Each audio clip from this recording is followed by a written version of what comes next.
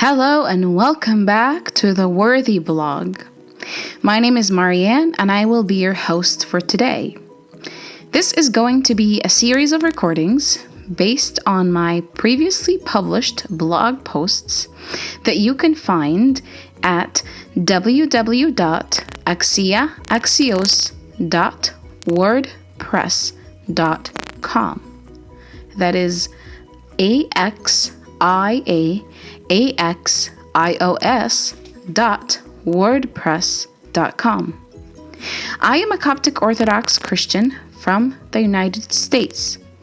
I am also a scientist and educator by training and an amateur writer, blogger, and creative thinker on the side.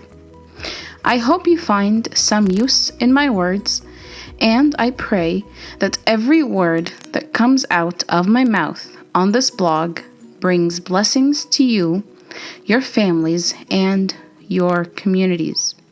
So let's get started. Loneliness and worth. I chose this blog post to be my third one because it is one of my dearest posts that I wrote this year in 2020, and I think with the time of COVID-19 right now and a lot of people staying at home during the holidays, this is a very timely and hopefully encouraging post to some people. Loneliness is a feeling that you are alone, outside of a community, a stranger in a community, and or rejected by others, even when you are surrounded by many people. Even when everyone and everything around you sends you positive messages that you are important or that they care about you, you don't always believe them. You'll find that your importance in the eyes of people is not satisfying. Even if people were to put you up on a pedestal and even praise you all day long, you will still feel that something is missing. Even if someone repeatedly assures you that they love you, but they eventually leave you, you will still feel lonely. At times, the thing that eats at us the most is our loneliness. Despite being surrounded by many people on a daily basis, when we go home at the end of the day, we feel lonely. Even if you live with others like family or friends, your loneliness sets in when all the doors are shut and the silence of the night becomes the loudest sound you hear. In that moment, you don't care much that people like you or think that you're great at whatever it is you do. In that moment, what you want is a companion who knows you so well to keep you company. In that moment, what you want and crave is an arm that wraps so tightly around you that you have a hard time breathing. In that moment, you are lonely. Loneliness is actually now being labeled as an epidemic in the United States of America and probably across the globe. The rise of loneliness may not be a comforting thought, but nor should it be an alarming thought. But rather, it can serve as a sign that there is a deeper problem with humans in general. This problem, in my opinion, is that we lost our connection with God, and therefore we lost our connection with the world.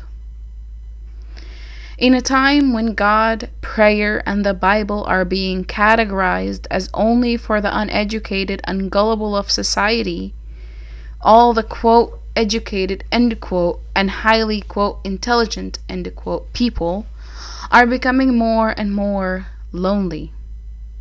Our excessive reliance on our own minds, technologies, and modern life has brought us to a point where most things are meaningless, even relationships. Without an understanding of who we are, who God is and who others actually are, we are most definitely going to feel lonely, worthless, and rejected. This feeling of rejection is not necessarily because we are being openly put down, even though for some this will be the case. Rather, this feeling of rejection dominates our thinking because no matter how much people actually love us, accept us, and praise us, we feel that they are loving, accepting, praising an unauthentic version of ourselves. There is also the plethora of fake affection and closeness that people invent for the sake of social media. With people, it is never easy to be fully ourselves. People will often not be able to handle all of our pain, and they won't always be ready to share with us all of our joys. So we keep back big or small pieces of who we are whenever we are dealing with people. And sometimes we think that if others were to really know us and the depth of our being, they would actually reject us. So we end up rejecting ourselves first, and in doing so, we reject God and even others. With God, the depth of who we are is known to Him, all of our beauty and blemishes, yet He still accepts and loves us. When we open up our hearts to Him, He is always ready to listen to everything. God actually is the only one who never gets bored or irritated listening to our rants and complaints against Him and others. Not only that, but despite His knowledge of these deepest, darkest secrets, God never abandons us when we seek Him with all of our hearts, minds, and souls. Even if we feel or think that we are abandoned, He never actually abandons us. He accepts us fully and completely just as we are. With Him, we are never really alone, but we feel lonely when we forget Him and His cross. In the brief moments in life, when we remember the cross and what sacrifice God went through just to be with us, we have to wonder if anything in this world, including relationships, is worth fussing over for too long. On the day that we die and our bodies will have lost all life form from them, nothing that we own and none of the things that we have will matter. In terms of relationships, when we die, it will matter if we loved other people, not if they loved us back, at least for us. And that, for now, is one of the hardest realizations to live with. Despite the bitterness that stems from our loneliness, we have to ask God for strength to keep being loving towards others, even if only in our hearts, and even if all we can do is just pray for them. It will be very sad if we lose our salvation just because we let feelings of loneliness get the best of us, and if we let these feelings build hatred in our hearts towards others. God made us worthy of His love, and that alone has power to remove all bitterness. Thank you again for listening to this blog in audio. Please pray for me, and God bless you all.